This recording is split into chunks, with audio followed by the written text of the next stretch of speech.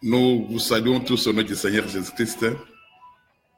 Nous saluons la présence de tout et chacun de nous. Que le Seigneur vous soit agréable dans toutes choses.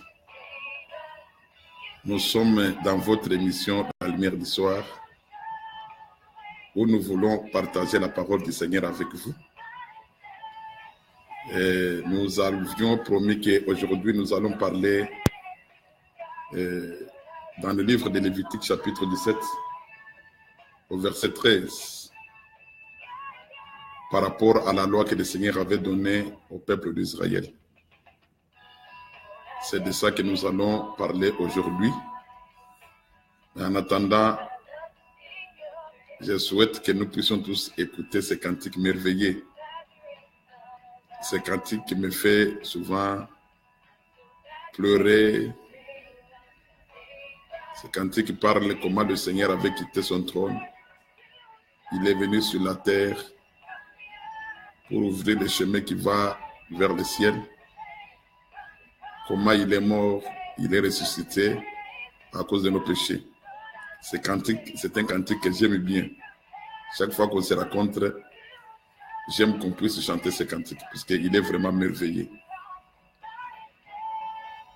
Alors, il est 12h02 ici chez nous. Nous coupons les cantiques pour commencer notre émission. Une fois de plus, nous bénissons la présence de tout le monde. Que le Seigneur vous soit agréable. Et sans plus tarder, nous prenons notre écriture du jour. Nous sommes là dans les livres de Lévitique au chapitre 17. Nous lisons le verset 13. Il est écrit ceci: si quelqu'un des enfants d'Israël ou des étrangers qui séjournent au milieu d'eux prend à la chasse un animal ou un oiseau qui se mange, il en versera le sang et le couvrira de poussière. Que le Seigneur puisse ajouter l'explication à la lecture de sa parole. Avant que nous puissions nous exhorter sur ce passage, je voudrais d'abord saisir de cette occasion pour pouvoir répondre à la question d'un bien-aimé. D'ailleurs, nous avons beaucoup de questions qui nous ont été posées dans les réseaux sociaux par beaucoup de bien-aimés qui sont éparpillés partout dans le monde. Alors, nous n'avons pas tellement le temps pour répondre à toutes ces questions. Mais nous répondons d'abord à une question aujourd'hui, prochainement. Si Dieu fait grâce, nous allons encore répondre à d'autres questions. Il y a un bien-aimé qui a voulu qu'on puisse il voulait connaître les rapports entre la caverne de Macpéla que notre père Abraham avait acheté pour enterrer Sarah. Et lui-même était enterré là-bas. Jacob avec sa femme, Isaac aussi avec sa femme. Il a voulu qu'on puisse faire les rapports entre la caverne de Macpéla et les champs de sang qui avaient été achetés avec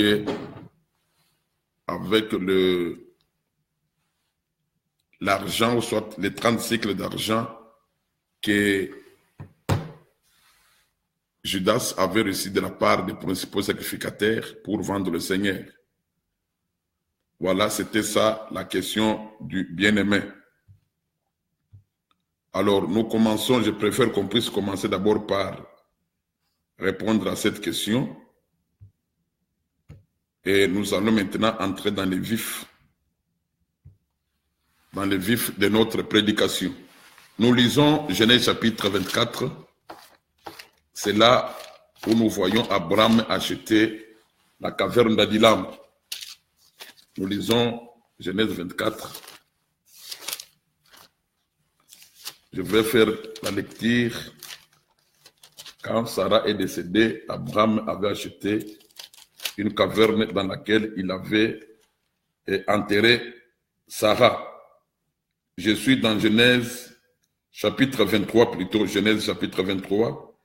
Je vais lire à partir du verset 10. Ephron était assis parmi les fils de Heth, et Ephron, les Hétiens, répondit à Abraham en présence des fils de Heth et de tous ceux qui traitaient, de tous ceux qui entraient par la porte de sa ville. Non, mon Seigneur, écoute-moi, je te donne les champs et je te donne la caverne qui y est. Je te les donne aux yeux des fils de mon peuple, enterre ton mort.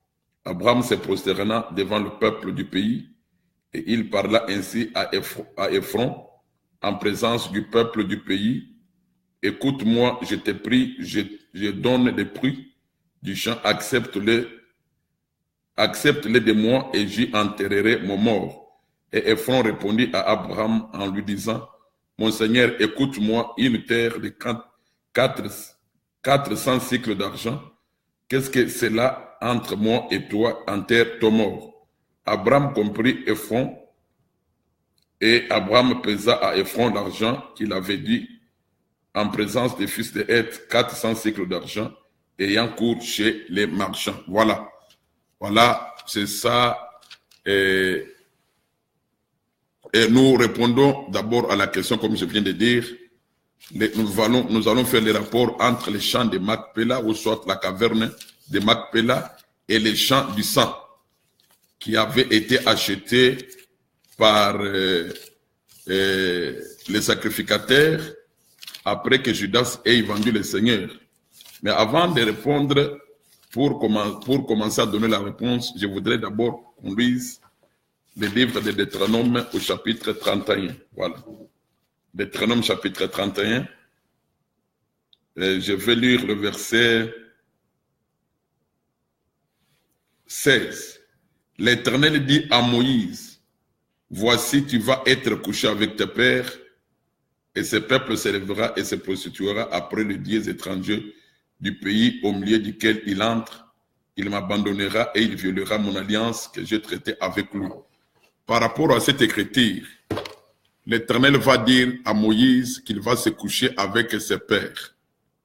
Quand vous lisez attentivement les Écritures, vous allez constater que, surtout dans l'Ancienne Alliance, les gens qui avaient reçu l'onction de Dieu, l'Esprit de Dieu, tels que les prophètes, les rois, ces gens-là, quand leur temps de mourir arrivait, le Seigneur utilisait le langage de dire que vous allez vous allez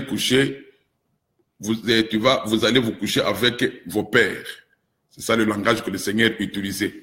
Au lieu, le Seigneur ne disait jamais que vous allez mourir, mais le Seigneur disait que si un roi meurt, un prophète, tout ça, le Seigneur utilisait le langage pour dire que tu vas te coucher avec tes pères. Et toujours les pères au pluriel. Il disait tu vas te coucher avec tes pères. Cela a attiré notre attention, où nous voulons comprendre une chose avant de faire les rapports entre la caverne de Macpéla et les champs du sang. Quand le Seigneur dit que tu vas te coucher avec tes pères, celui qui se couche, en réalité, c'est celui qui dort. Et quand on dort, celui qui dort, c'est celui qui se repose. Et celui qui se repose, il se repose après avoir fait un travail. Alors, par rapport à ce que le Seigneur dit à Moïse, le Seigneur va dire à Moïse que tu vas te coucher avec tes pères. Or, les pères dont le Seigneur parlait ici, les pères de Moïse, premièrement, c'était Abraham, Isaac et Jacob. Vous allez vous souvenir que quand le Seigneur avait parlé à Moïse dans les buissons ardents, il avait appelé Abraham, Isaac et Jacob comme étant ses pères. Or, Abraham, Isaac et Jacob, ils avaient été tous enterrés dans la caverne de Macpéla. Donc, c'était ça, la caverne de Macpéla qui avait été achetée par Abraham, était les lieux que Abraham avait achetés pour enterrer ses morts, ou soit enterrer Sarah. Mais vous allez remarquer que le Seigneur va dire à Moïse que tu vas te coucher avec tes pères. Or, Abraham, Isaac et Jacob, c'est le livre de Luc, chapitre 20, l'Écriture dit qu'ils sont tous vivants. Et je venais de dire que quand quelqu'un se couche, il dort, il n'est pas mort. Voilà pourquoi même quand notre frère Lazare, quant à la chair comme ça, il était mort, mais le Seigneur ne disait pas que Lazare était mort, mais le Seigneur disait que non, Lazare dormait. Donc pour dire que quand quelqu'un dans le Seigneur, s'il peut mourir quant à la chair, le langage que le Seigneur utilise, le Seigneur va dire qu'il n'est pas mort, mais il dort. Or, je venais de dire que celui qui dort, c'est celui qui se repose. Et on se repose après avoir fait un travail. Et quand le Seigneur dit à Moïse que tu vas être couché avec tes pères, je venais de dire que les pères ici de Moïse sont Abraham, Isaac et Jacob. Pour dire que là où il y a Abraham, Isaac et Jacob, c'est là où aussi sera Moïse. Comme Abraham, Isaac et Jacob étaient dans la caverne d'Adulam, enfin dans la caverne de Macpéla, pas d'Adulam, mais la caverne de Macpéla, pour dire que Moïse sera aussi dans la caverne de Macpéla, car Abraham, Isaac et Jacob sont les pères de Moïse. Nous saluons la présence de nos pères, pasteur Adrien et docteur Vicky Wanja et évangéliste Iles Bolingo et les autres. Et je suis en train de dire que les pères de Moïse étaient Abraham, Isaac et Jacob, qui étaient couchés dans la caverne de Macpéla. Alors, quand le Seigneur va dire à Moïse que tu vas être couché avec tes pères, pour dire que dans le Seigneur voyait que Moïse aussi, quand il va mourir, quant à la chair, il sera amené aussi dans la caverne de Macpéla. Et je disais que pour que quelqu'un se couche, ou soit pour que quelqu'un dorme, il faut d'abord qu'il travaille, qu'il soit fatigué, et alors il va dormir, c'est-à-dire qu'il va se reposer. Alors, pour dire que quand nous rentrons maintenant chez Abraham, quand Sarah est décédée, selon l'Écriture, Abraham devait acheter une place où il devait enterrer son mort qui était Sarah. Et je venais de dire que selon le langage de Dieu, surtout dans l'ancienne alliance, quand quelqu'un mourait, le Seigneur disait que tu vas te coucher avec tes pères. Et je dis que se coucher, c'est dormir, et on dort après avoir... Et celui qui dort, c'est celui qui se repose. Et celui qui se repose, c'est celui, on se repose quand on a fait un travail. Or, dans les Écritures, il y a un travail dont le Seigneur parle. Quand nous lisons par exemple Philippiens au chapitre 2, le frère Paul, l'apôtre Paul va nous dire que travaillez avec crainte et tremblement pour votre salut. Et quand le Seigneur Jésus vient dans le livre de Jean chapitre 6, je voudrais lire cela. Jean chapitre 6. Jean chapitre 6. Je vais lire au verset 27. Travaillez non pour la nourriture qui périt, mais pour celle qui subsiste, pour la vie éternelle, pour la vie éternelle et que le Fils de l'homme vous donnera, car c'est lui que le Père, que Dieu a marqué de son sceau. Verset 28. Ils lui dirent, que devons-nous faire pour faire les œuvres de Dieu? Jésus leur répondit, l'œuvre de Dieu, c'est que vous croyez en celui qui l'a envoyé. Par rapport à cette écriture, quand le Seigneur exhorte la foule à travailler, non pour la nourriture qui périt, mais travailler pour la vie éternelle, le peuple va lui poser la question, qu'est-ce que nous pouvons faire pour faire les œuvres de Dieu? Le peuple parle des œuvres au pluriel, mais le Seigneur va résumer cela en une seule œuvre qui est le fait de croire au Seigneur Jésus. Voilà pourquoi le Seigneur va dire que l'œuvre de Dieu, au verset 29, Jésus leur répondit, l'œuvre de Dieu, c'est que vous croyez en celui qui l'a envoyé. Donc quand quelqu'un croit, il fait l'œuvre de Dieu. Donc le travail ici, c'est de croire en Jésus, de croire en celui que Dieu a envoyé. Donc quand quelqu'un croit, il est en train de faire l'œuvre de Dieu. Quand quelqu'un, par exemple, est en train de craindre le Seigneur, quand quelqu'un est en train de mettre la parole de Dieu en pratique, celui-là, il est en train de travailler. Alors, après ce travail, il y aura un repos, puisqu'on ne peut pas parler du repos sans avoir travaillé. Voilà pourquoi Dieu lui-même, et dans le livre de Genèse au chapitre 1er, l'Écriture déclare au Genèse chapitre 2, quand nous lisons à partir du verset 1er, nous voyons l'Écriture qui dit que Dieu lui-même, il est entré dans le repos après avoir créé pendant 6 jours. Pour dire qu'après le travail, Dieu était entré dans le repos. Et le frère Paul, dans le livre de Hébreux chapitre 4, au verset 10, il nous dit ceci. Car celui qui entre dans le repos de Dieu se repose de ses œuvres, comme Dieu s'est reposé des siens. De même que Dieu s'est reposé de ses œuvres, c'est lui aussi aujourd'hui qui travaille, ou soit qui sert le Seigneur, qui croit en Dieu, qui fait les œuvres de Dieu, il va aussi se reposer de ses œuvres. Alors, quand nous rentrons maintenant chez le père Abraham, le père Abraham achète cette terre ou soit cette caverne de Macpéla pour enterrer Sarah. Et nous avons dit que le langage de Dieu pour quelqu'un qui est enfant de Dieu ou qui est fils de Dieu ou fille de Dieu, quand quelqu'un meurt, le Seigneur ne dit pas qu'il est mort, mais il dit qu'il dort. C'est-à-dire qu'il a fait un travail et il est fatigué, c'est-à-dire qu'il a fait un travail, il va maintenant se reposer. Donc les termes que le Seigneur utilise, il utilise les termes de dire qu'il dort. Le Seigneur n'a jamais dit qu'il est mort. Voilà pourquoi j'ai donné l'exemple de Moïse à qui l'Éternel avait dit que tu vas être couché avec tes pères. Or, les pères de Moïse, c'était Abraham, Isaac et Jacob. Pour dire que là où il y a Abraham, Isaac et Jacob, là aussi, il y aura Moïse et tous ceux qui vont se coucher. Et ce que le peuple doit d'abord retenir est qu'on ne peut pas dormir, ou soit on ne peut pas entrer dans le repos sans avoir fait un travail. Et le travail dont nous parlons aussi, c'est le travail de croire au Seigneur, le travail de mettre la parole de Dieu en pratique. De même que Dieu s'est reposé de ses œuvres, de même aussi quand quelqu'un meurt en Christ, il va aussi se reposer de ses œuvres. Donc les œuvres ici sont les œuvres de la foi. Alors quand Abraham achète la caverne de Macpéla, il devait y enterrer, y mettre Sarah. C'est là où nous comprenons que Sarah aussi devait avoir fait un travail, puisque vous allez remarquer que là où Sarah était enterrée, c'est là aussi Abraham était enterré. Or, Abraham, c'est le père de la foi.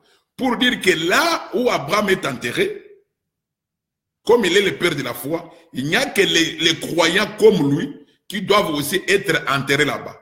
Voilà pourquoi Sarah aussi, elle était aussi une croyante. Par rapport au livre de Hébreux chapitre 11, Hébreux chapitre 11, je vais lire ça. Hébreux chapitre 11, l'Écriture dit ceci.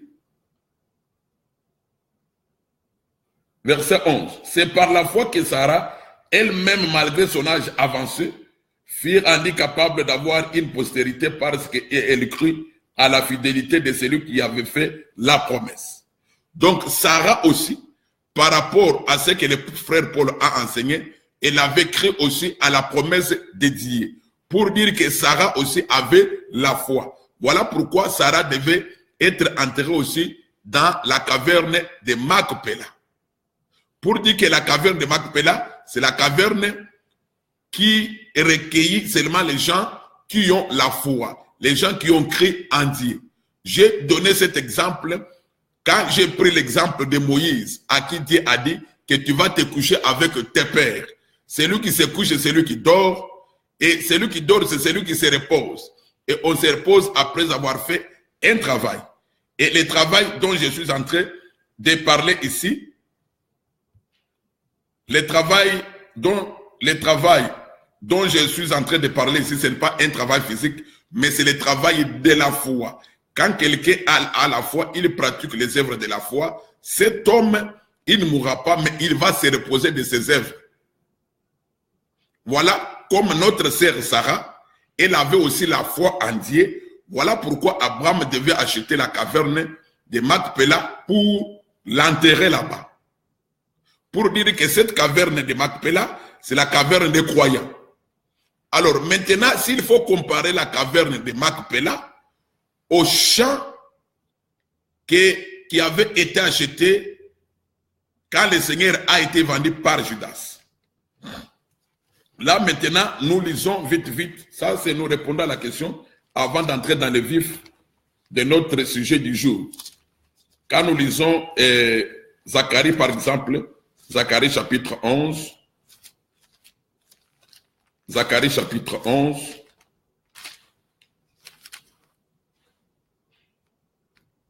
je vais lire le verset je vais lire à partir du verset 10. J'ai pris ma houlette grasse, je l'ai brisée pour rompre mon alliance que j'avais traitée avec tout le peuple. Elle fut rompue ce jour-là, et les malheureuses brebis qui prirent garde à moi reconnurent ainsi que c'était la parole de l'Éternel. Je leur dis, si vous les trouvez bons, donnez-moi un salaire, sinon ne les donnez pas. Et ils pesèrent pour mon salaire 30 cycles d'argent.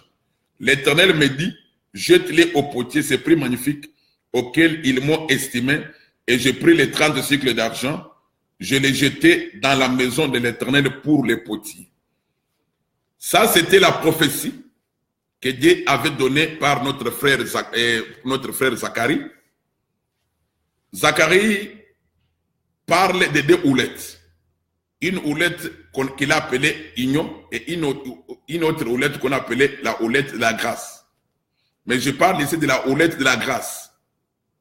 La houlette, c'est quoi? La houlette, c'est un bâton que les bergers utilisent. Quand, par exemple, la brebis veut s'égarer, et ils utilisent cette houlette, soit ce bâton, pour ramener la brebis vers lui. Et vous allez remarquer que la houlette a souvent à la tête là-bas quelque chose comme un crochet. Les bergers mettent ça au cou de la brebis pour ramener la brebis vers lui.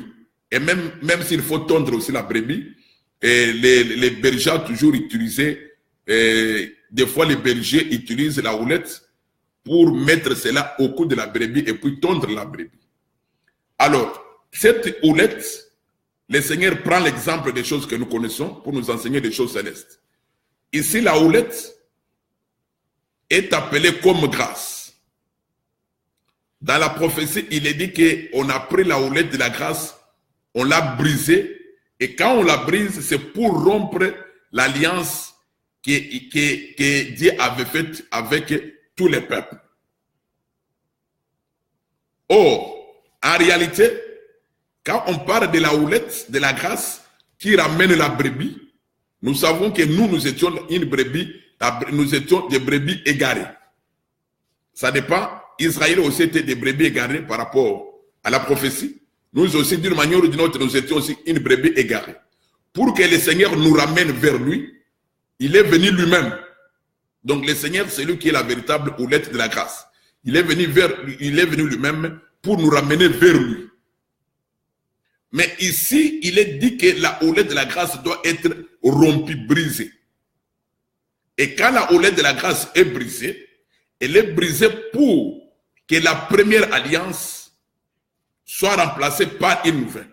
Selon ce que je viens de lire, l'Écriture dit ceci: j'ai pris ma houlette, grâce, et je l'ai brisée pour rompre mon alliance que j'avais traitée avec tous les peuples.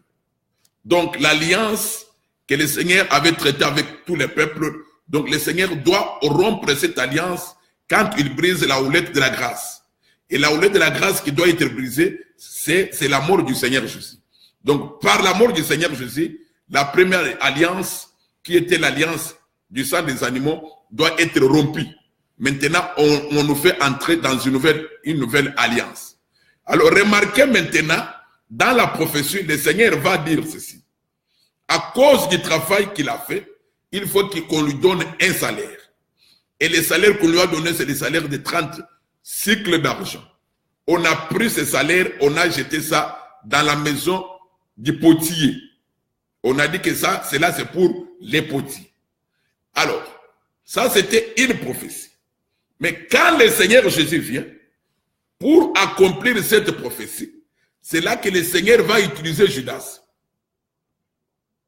Le Seigneur va utiliser Judas pour que Judas puisse le vendre Et Judas l'avait vendu à 30 pièces, 30 cycles d'argent. Donc, Judas, on lui avait donné 30 pièces d'argent pour vendre le Seigneur Jésus, afin d'accomplir la prophétie de Zacharie, chapitre 11.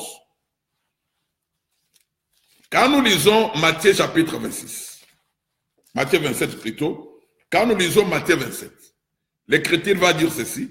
Alors Judas, qui l'avait livré, voyant qu'il était condamné, se repentit et rapporta les 30 pièces d'argent aux principaux sacrificateurs et aux anciens, en disant, j'ai péché, en livrant les 100 innocents.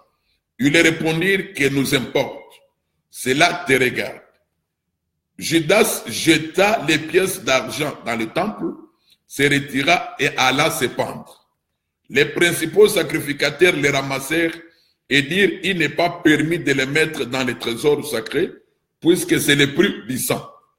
Et après en avoir délibéré, ils achetèrent avec cet argent les champs du potier pour la sépulture des étrangers. Voilà.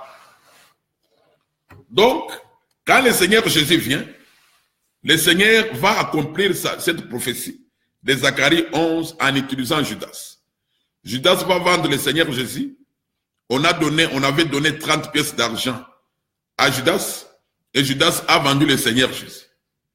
Quand il a vendu le Seigneur Jésus, selon les Écritures, Judas s'est senti coupable. Il est allé remettre cet argent au temple. Quand il a jeté l'argent au temple, les sacrificateurs qui étaient dans les temples, ils ont pris cet argent. Ils ont dit que cet argent, c'est l'argent du sang. On ne peut pas mettre cela dans les trésors sacrés. Voilà, avec cet argent, ils vont acheter la sépulture, c'est-à-dire un cimetière pour enterrer les étrangers. Donc, pour dire que les étrangers n'avaient pas de cimetière en Israël. Et cet argent avait permis que les étrangers puissent avoir une place où ils peuvent être enterrés quand ils vont mourir. Alors, mon problème, c'est de faire les rapports entre la caverne d'Adilam, la caverne de Macpéla et les champs de sang. Quel rapport y a-t-il? Quand nous lisons Éphésiens chapitre 2, Éphésiens chapitre 2, l'Écriture va dire ceci. Éphésiens chapitre 2, le Seigneur va nous dire ceci par rapport au travers le frère Paul. Il va dire ceci au verset 11. C'est pourquoi vous, autrefois païens dans la chair, appelés incirconcis par ce qu'on appelle circoncis et qui sont en la chair par la main de l'homme, souvenez-vous que vous étiez en ces temps-là sans Christ, privés du droit de citer en Israël, étrangers aux alliances de la promesse, sans espérance et sans Dieu dans le monde. Mais maintenant en Jésus-Christ, vous qui étiez jadis éloignés, vous avez été rapprochés par le sang de Christ. Par rapport à cette écriture, nous, puisque le Seigneur écrit aux Éphésiens, les Éphésiens étaient aussi des gens des nations comme nous. Nous étions étrangers aux alliances de la promesse de Dieu par rapport à cette écriture. Mais pour que nous soyons rapprochés, nous sommes rapprochés par le sang du Seigneur Jésus. De même aussi, pour que les champs, ou soit la sépulture des étrangers, soient achetés en Israël, il fallait que le Seigneur soit vendu. Donc, c'est quand le Seigneur a été vendu que les étrangers ont eu une place où ils peuvent être enterrés en Israël. Car les étrangers n'avaient pas de droit de citer en Israël.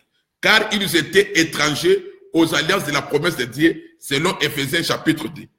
Mais pour qu'ils entrent maintenant, qu'ils aient droit d'être enterrés en Israël, qu'ils aient droit en Israël, il fallait que le Seigneur meure. Voilà pourquoi le frère Paul dit que nous avons été rapprochés par le sang du Seigneur Jésus.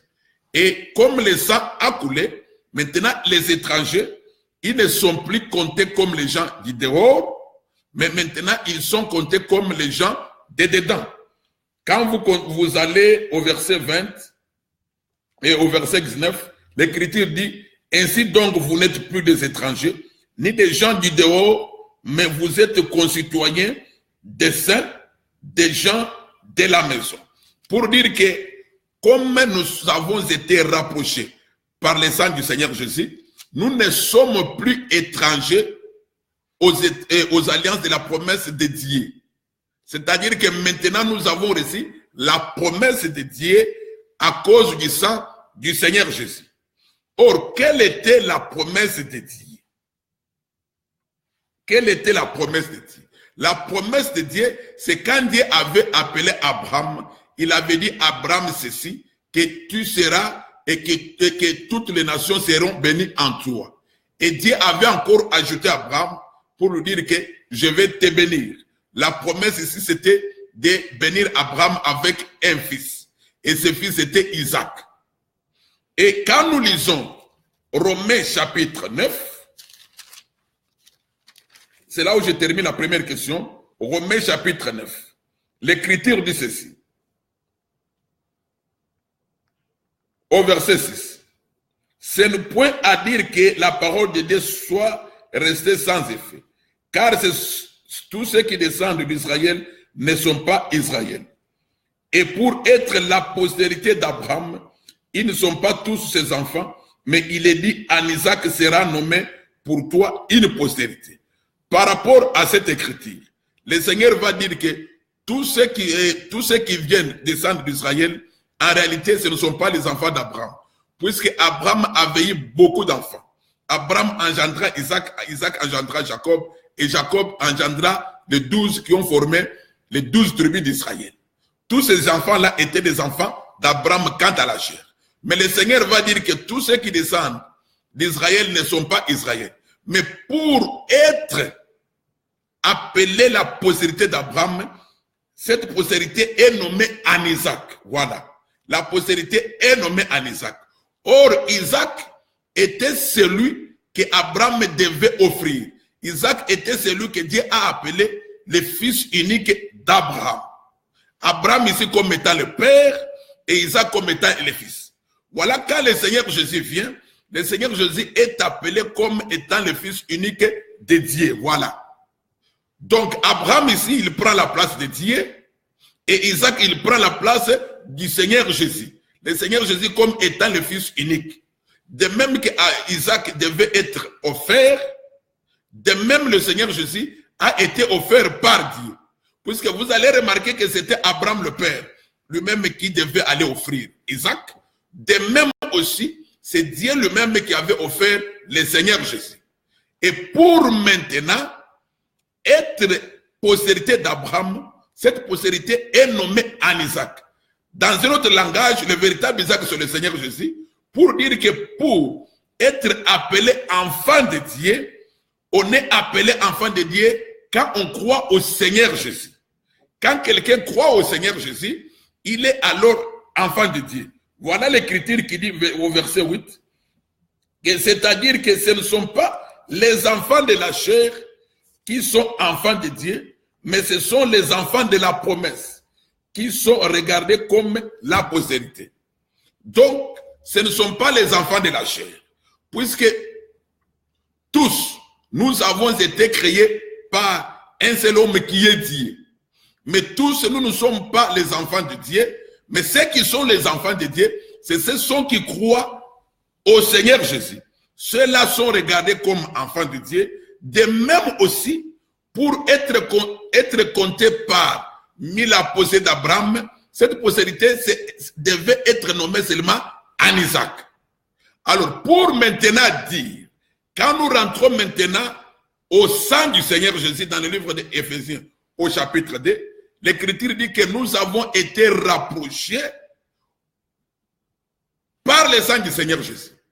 Quand le Seigneur Jésus a fait couler son sang, c'est ce sang qui a fait que nous qui étions des étrangers aux alliances de la promesse de Dieu, qu'à cause de ce sang, nous devenons automatiquement les enfants de Dieu. Dans un autre langage, nous devenons les enfants d'Abraham.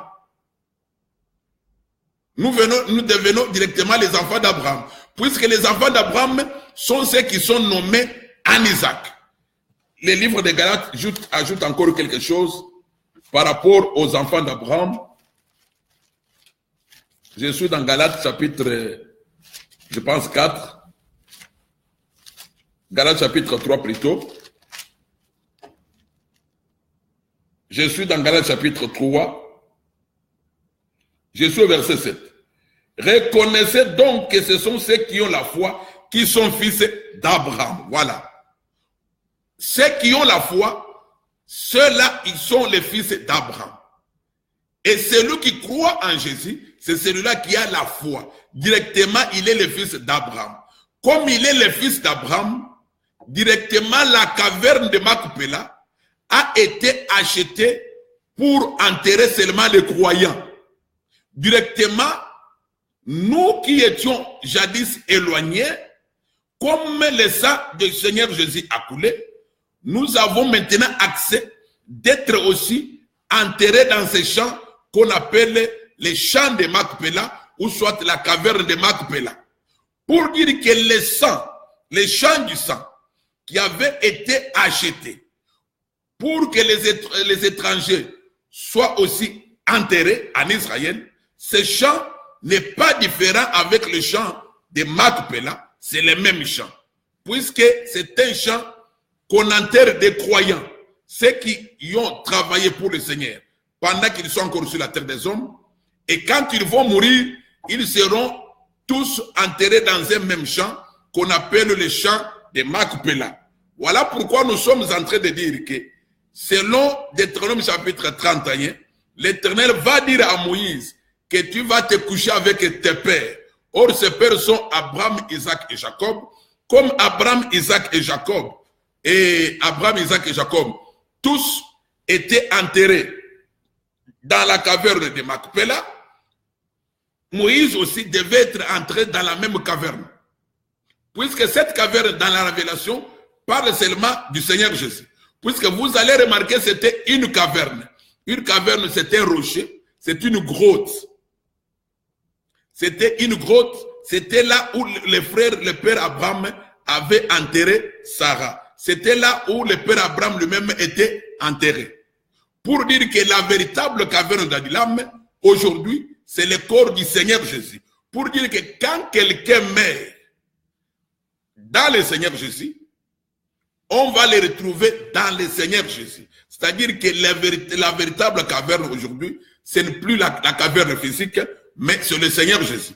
Voilà pourquoi, quand le Seigneur Jésus, dans Matthieu chapitre 17, il était à la montagne avec Jean, Jacques et Pierre, l'Écriture déclare qu'on avait vu Moïse, qui était décédé il y a longtemps, et Élie aussi, on les avait vus tous deux à côté du Seigneur Jésus.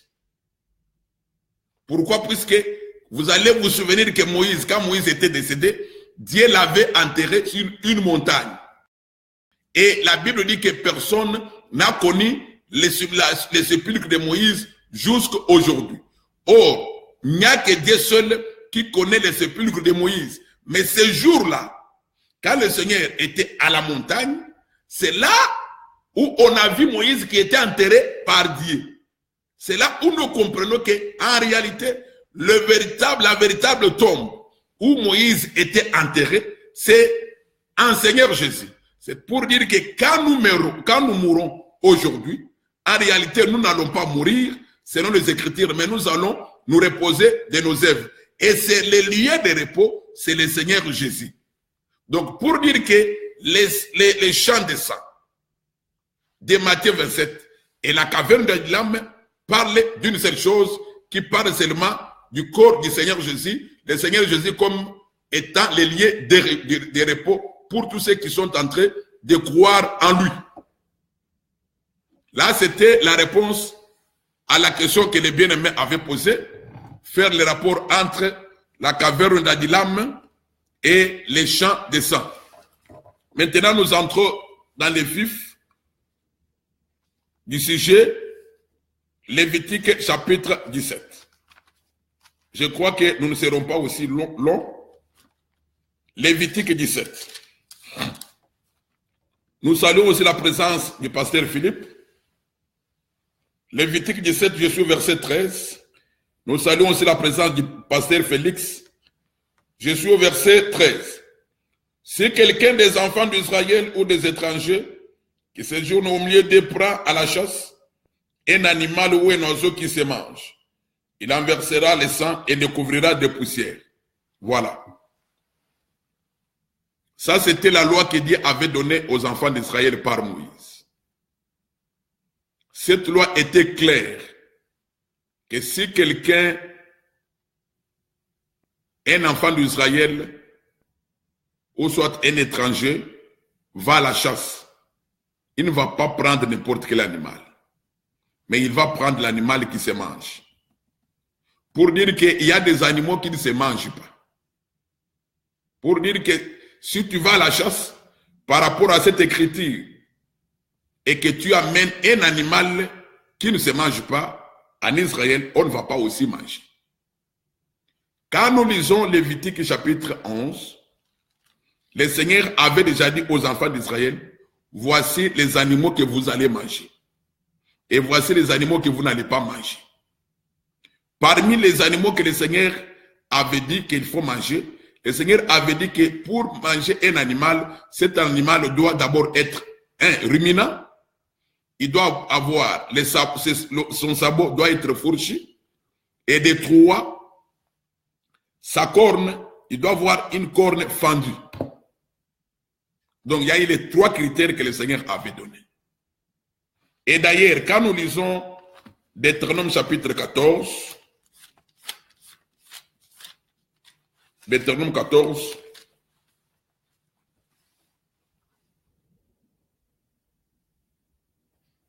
Deutéronome 14, je vais lire à partir du verset 4. Voici les animaux que vous mangerez, le bœuf, la brebis et la chèvre, les cerfs, la gazelle et les laïms, les bouquetins, les chevreuils, la chèvre sauvage et la girafe. Le Seigneur avait même cité les animaux que les enfants d'Israël devaient manger. Mais dans notre cas, il s'agit de la chasse. Quand on chasse, on ne chasse jamais à la maison. C'est-à-dire qu'on doit aller dans la forêt. Donc, il fallait se déplacer, aller dans la forêt. Il y a la forêt naturelle et il y a la forêt aussi spirituelle. Quand nous lisons les livres de 2 Samuel, chapitre 18, c'est là où le frère David va nous dire, va nous parler aussi de la forêt selon Dieu, selon les Saintes Écritures. 2 Samuel, chapitre 18. Le frère David va dire ceci. Je lis le verset 7. Non, le verset 8. Les combats s'étendit sur toute la contrée et la forêt dévora plus de peuples ce jour-là que l'épée n'en dévora. Donc, par rapport à cette écriture ici, nous comprenons que la forêt aussi dévore. Puisque quand il y a eu bataille entre Absalom et les gens qui gardaient David, il y a eu bataille dans la forêt. Et l'écriture va déclarer que ce jour-là, la forêt avait dévoré beaucoup de gens. Pour dire que la forêt aussi tue. Mais quand le frère Paul vient, il va nous dire que la lettre tue, mais l'esprit vivifie. C'est là où nous comprenons que la forêt qui tue, c'est la lettre. Or, la lettre aussi parle des écritures. Pour dire que quand nous sommes en train de lire la parole de Dieu, nous devons faire attention, puisque la lettre aussi donne la mort. La lettre aussi tue. Et quand la lettre tue, elle tue plus que l'épée naturelle. La lettre donne la mort éternelle. Quand on n'a pas fait attention à la lettre aussi donne la mort. Selon ce que le frère Paul a enseigné. Pour dire que cette chasse, quand on doit la faire dans la parole de Dieu. C'est-à-dire qu'on va chercher dans les Écritures quel est l'animal qu'il faut manger. On ne va pas amener n'importe quel animal, puisque l'Écriture nous a déjà dit que l'animal qui doit être mangé, il doit d'abord être ruminant, il doit avoir aussi les sabots fourchus et la corne fendue. Alors, quand nous lisons Deutéronome chapitre 12. Nous lisons Deutéronome 12. Écoutez ce que l'Écriture dit. Deutéronome chapitre 12. L'Écriture dit ceci au verset 15. Néanmoins, quand tu en auras le désir, tu pourras tuer du bétail et manger de la viande dans toutes tes portes, selon les bénédictions que t'accorde l'Éternel. Ton Dieu, celui qui sera impur et celui qui sera pur pourront en manger comme on mange de la gazelle et du cerf. Voilà. Donc, par rapport à cette écriture, le Seigneur va dire que la gazelle et le cerf, c'est un animal qui est mangé par ceux qui sont purs et ceux qui sont impurs. Et la gazelle dans Deutéronome chapitre 14 est comptée parmi les animaux purs qu'on peut manger. C'est-à-dire que quand on voit la gazelle c'est un animal qui rumine, son sabot est fourchu et sa corne est fendue.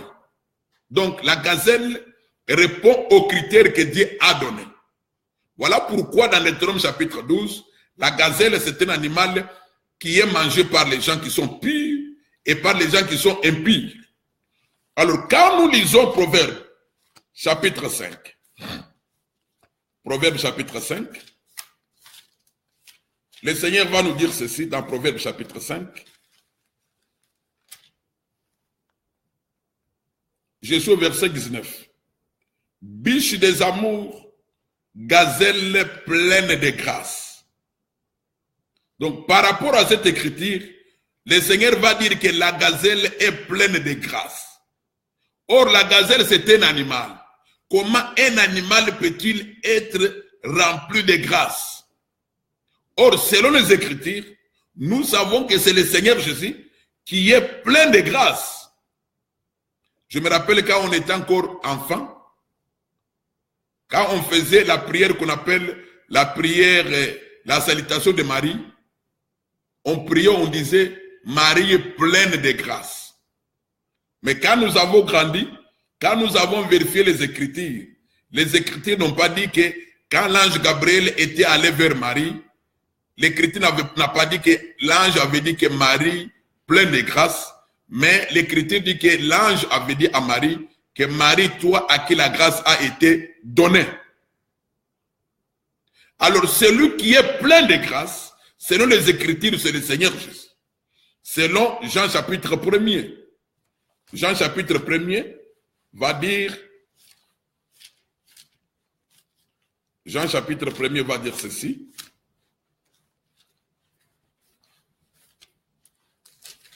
Jean chapitre 1er dit ceci, au verset 16.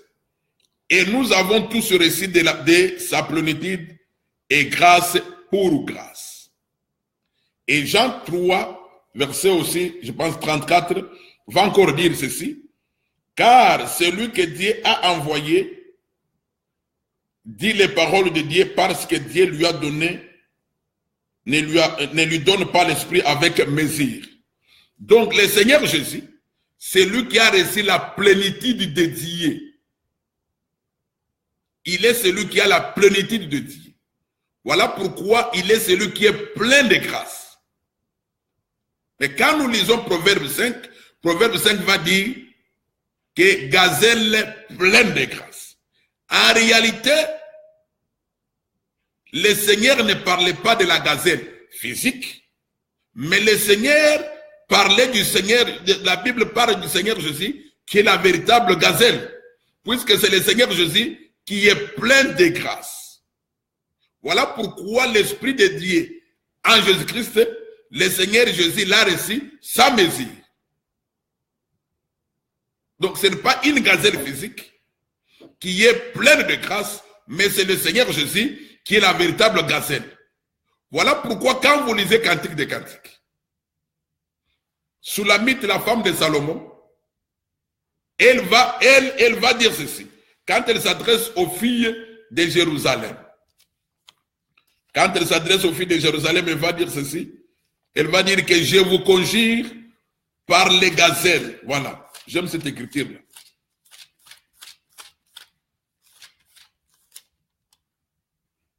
Et elle va dire ceci au verset 7. Cantique des Cantiques, chapitre 2, verset 7.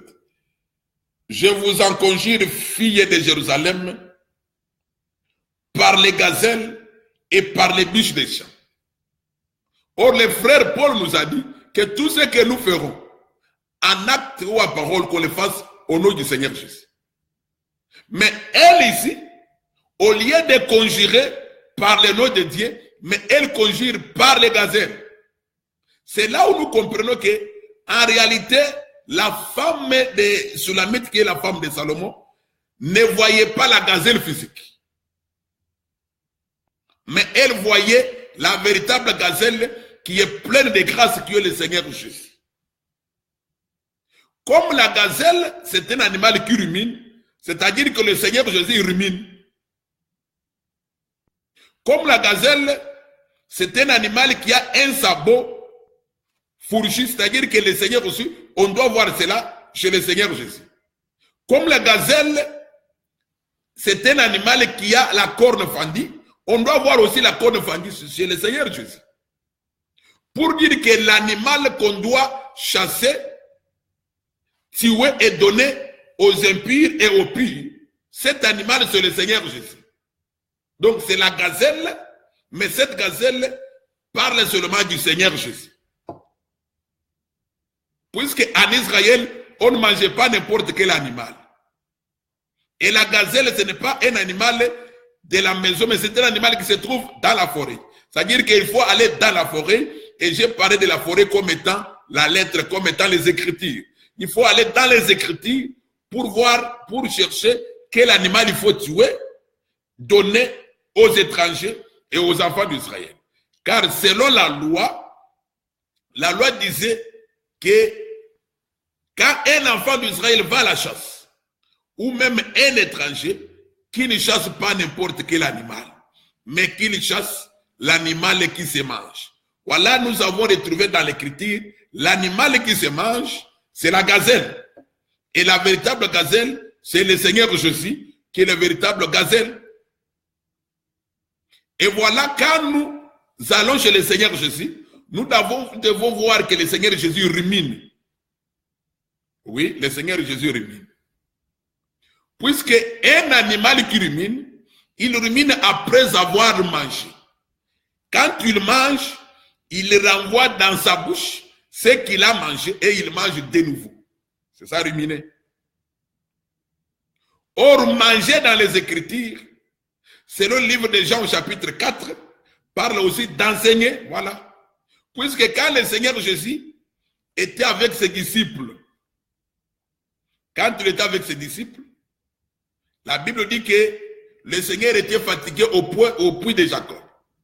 Là, les disciples sont allés à la ville pour chercher à manger. Et quand ils sont allés, le Seigneur restait là, il a reçu la femme samaritaine. Il a commencé à parler avec la femme samaritaine. Or, ce qui sort de la bouche de l'Éternel, de la bouche du Seigneur Jésus, c'est la parole. Pour dire que le Seigneur a commencé à enseigner la femme samaritaine.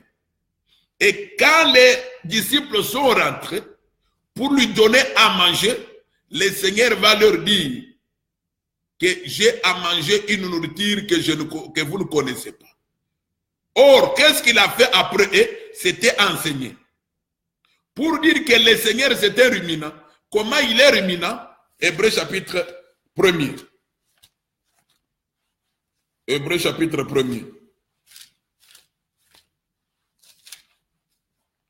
Hébreux chapitre 1er, je suis au verset 1. Après avoir autrefois à plusieurs reprises et de plusieurs manières parlé à nos pères par les prophètes, Dieu dans ces derniers temps, voilà, je prends seulement cette écriture. Le Seigneur, après avoir parlé à plusieurs reprises et de plusieurs manières. Donc le Seigneur, dans sa manière d'enseigner, il enseigne, il parle d'une seule chose, mais de plusieurs manières. Il répète une seule chose de plusieurs manières. Voilà pourquoi le frère Job va nous dire que Dieu parle tantôt d'une manière, tantôt d'une autre. Mais il parle d'une seule chose. Donc le Seigneur, il est comme un animal ruminant. Voilà, il est comme un bon pasteur. Quand vous lisez comment le Seigneur a fait la création dans le livre de Genèse chapitre 1er, comment il a révélé cela à Moïse, mais quand vous allez encore par exemple dans le livre de Psaume 18, le Seigneur a encore révélé cela à David. Donc il a enseigné la création à Moïse, il a encore enseigné la même création à une autre personne. Donc le Seigneur, il parle d'une manière ou d'une autre. Il parle de plusieurs manières et à maintes reprises. Voilà pourquoi le Seigneur est comparable à un animal qui rumine. Il revient sur les enseignements, mais de plusieurs manières, de différentes manières, mais il parle d'une seule chose. C'est comme le cas de la caverne d'Adilam, de la caverne de Macpéla. Dans Genèse chapitre 23, il fallait acheter la caverne de Macpéla pour enterrer Sarah. Mais quand le Seigneur vient, il parle maintenant de la même caverne de Macpéla, mais sous une autre forme. Voilà comment le Seigneur est en train de ruminer. Il est en train de revenir sur ce qu'il a prêché pour confirmer qu'il est le véritable gazelle qu'on doit tuer pour manger et avoir la vie. Le Seigneur, la gazelle, c'est un animal aussi qui a les sabots effourchis. Ceux qui ont été au village, ils connaissent. Quand vous allez dans la savane ou soit dans la forêt, quand la gazelle, l'antilope passe, puisque la gazelle c'est ça l'antilope. Comme la gazelle a des sabots fourchis, quand la gazelle passe, que vous passez après, vous allez voir qu'elle a laissé des traces. Puisque les sabots fourchis laissent des traces.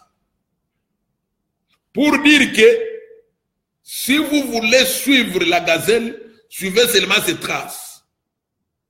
Donc quand la gazelle passe, la gazelle laisse des traces derrière. Elle laisse le chemin à suivre. Quand vous suivez seulement le chemin qui a été tracé par les sabots de la gazelle, vous allez retrouver la gazelle. C'est comme ça que les chasseurs font. Les gens qui chassent la gazelle, ils suivent seulement les traces de la gazelle. Les traces là sont faites à l'aide du sabot de la gazelle, car les sabots de la gazelle, c'est un sabot fourchu, forme de la fourchette. Et le Seigneur Jésus aussi, quand il passe quelque part, il laisse toujours une trace. Je peux vous donner un exemple. D'ailleurs, remarquez qu'un jour, quand le Seigneur est allé à Béthanie, il a laissé la trace. Il a ressuscité Lazare. Quand le Seigneur a rencontré la femme qui coulait le sang pendant 12 ans, le Seigneur a laissé la trace pour dire que même quand le Seigneur passe dans la vie de quelqu'un, il va laisser aussi la trace. Quand le Seigneur passe dans ta vie, il laisse sa trace. Il laisse son esprit en toi. Si tu étais par exemple impudique, le Seigneur te change.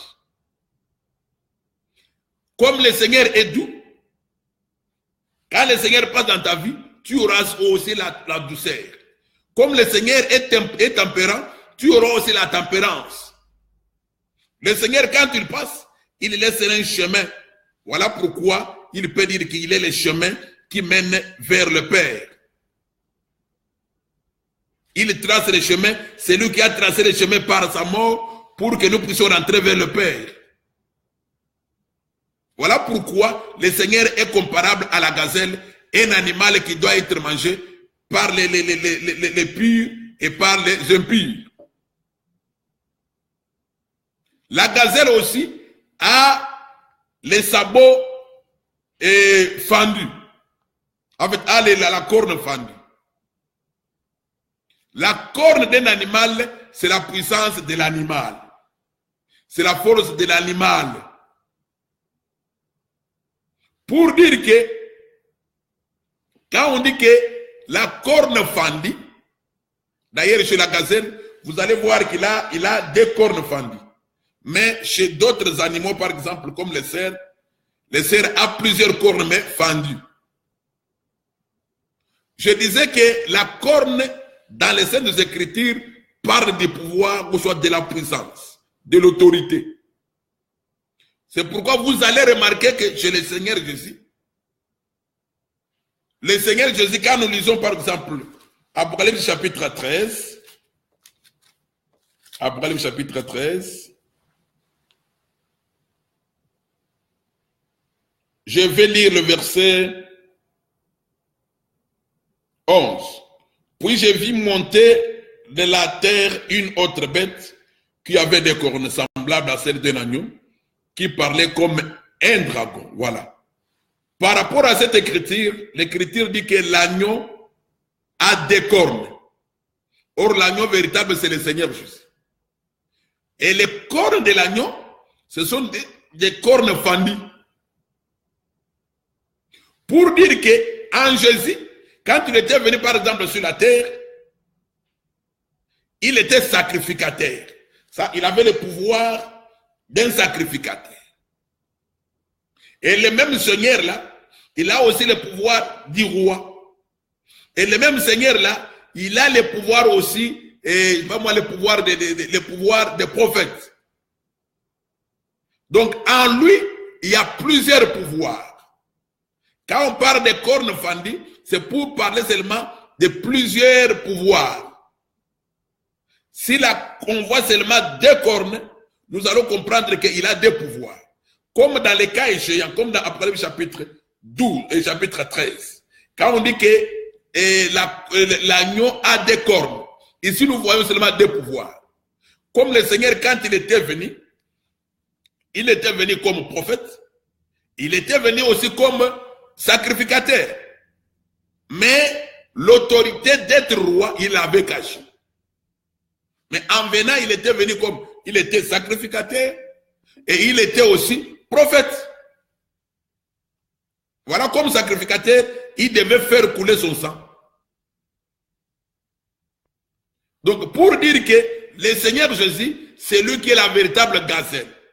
Et remarquez dans Cantique des Cantiques, c'est que la femme Soulamite dit par rapport à la gazelle. Et elle va encore dire ceci. Cantique des Cantiques, chapitre 2. Je suis au verset 8. C'est la voix de mon bien-aimé. Les voici, il vient, sauta sur les montagnes, bondissant sur les collines. Mon bien-aimé est semblable à la gazelle, au faon des biches. Donc, la femme de Salomon, Soulamite, il compare son mari à la gazelle. Et elle va dire que quand son mari vient vers elle, elle vient tout en sautant sur les montagnes. Quand vous allez dans la vie du Seigneur Jésus, puisque ici, Soulamite appelle Salomon comme étant la gazelle. Or, le véritable Salomon, c'est le Seigneur Jésus. Puisque Salomon qui est mort là, était l'image seulement du véritable Salomon qui est le Seigneur Jésus. Pour dire que quand la femme dit que mon mari saute sur les montagnes comme la gazelle pour venir vers moi, donc nous devons comprendre aussi que pour que le Seigneur vienne sur la terre, pour que le Seigneur vienne sur son épouse, en fait vers son épouse, il doit aussi sauter sur les montagnes. Voilà pourquoi quand nous lisons Ésaïe 52, l'Écriture va dire ceci. Ésaïe 52.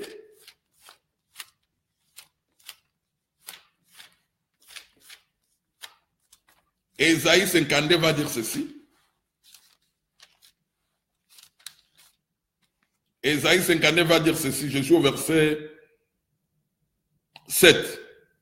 Qu'ils soient beaux sur les montagnes, les pieds de celui qui apporte les bonnes nouvelles, qui publie la paix, de celui qui apporte des bonnes nouvelles, qui publie les salis.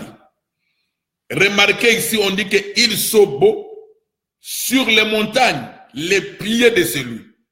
Une seule personne, mais sur plusieurs montagnes.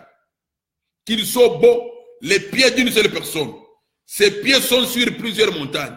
Les pieds de celui. La Bible n'a pas dit que les pieds de ceux. Non, non, mais la Bible dit que les pieds de celui. Une seule personne, mais ces pieds sont sur plusieurs montagnes. Qu'ils soient beaux sur les montagnes, les pieds de celui qui apporte des bonnes nouvelles. Or, la montagne dans les Écritures parle aussi de l'homme. Quand vous lisez Isaïe chapitre 2 par exemple, la montagne parle de l'homme, la montagne parle aussi du royaume. Alors ici, d'ailleurs la montagne c'est quoi? La définition de la montagne, naturellement parlant. La montagne c'est seulement une terre surélevée. C'est une terre que Dieu a élevée. De même aussi, selon les Écritures, Adam, c'est la première montagne. Parce que quand Dieu a créé, il a fait la terre après cela.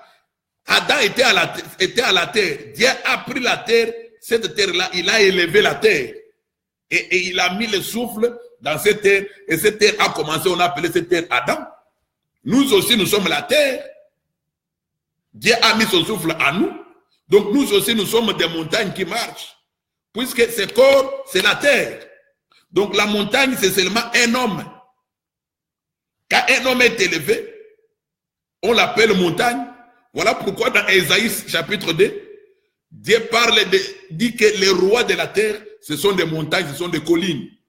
Le Seigneur les appelle comme ça. Et les royaumes élevés, le Seigneur aussi les appelle les montagnes.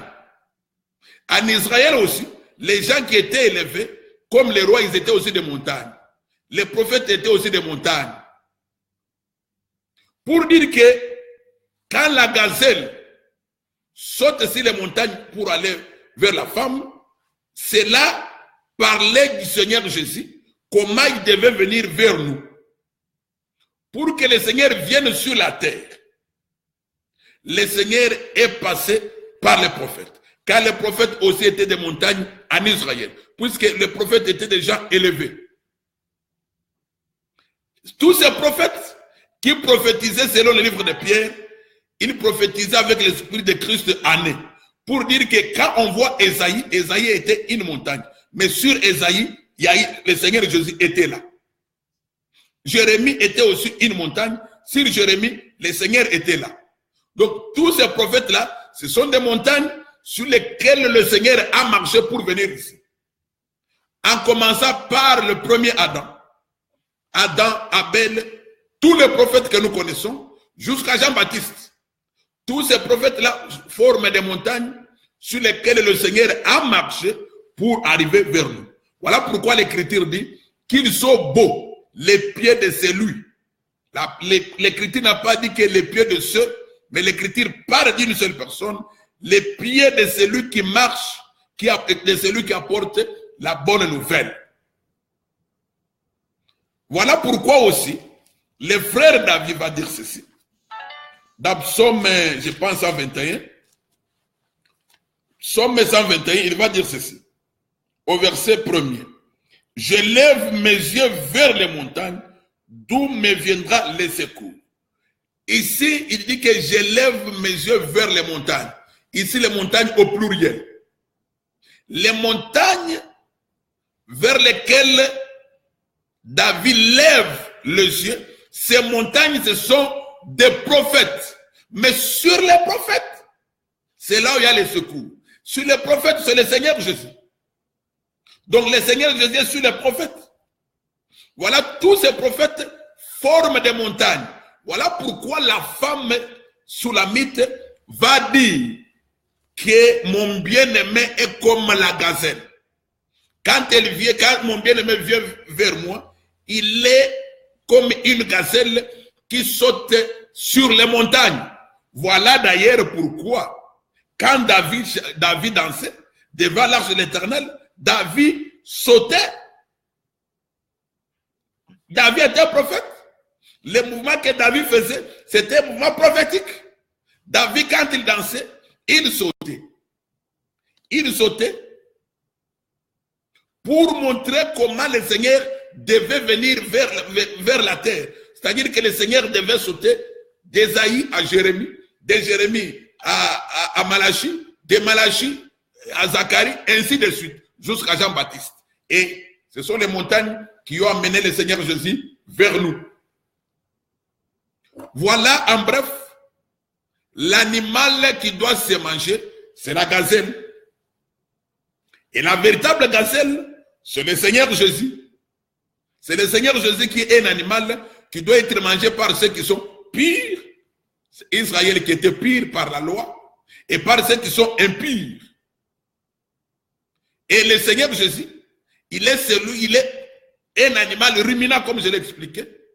Il est aussi un animal ayant les sabots fourchus.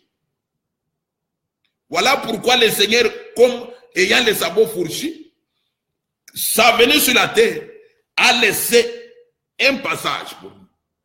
Et quand il est mort, c'est lui qui a ouvert les chemins du royaume de Dieu.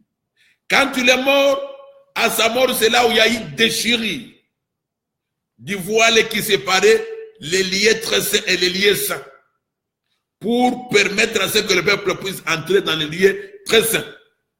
Pourquoi? Puisque il a les sabots. C'est un animal pur. Un animal pur doit avoir les sabots. Un animal pur doit ruminer. Et un animal pur doit avoir une corne qui est fendue. Voilà, nous sommes à la fin de notre émission. Si le Seigneur nous fait grâce, nous allons retrouver prochainement.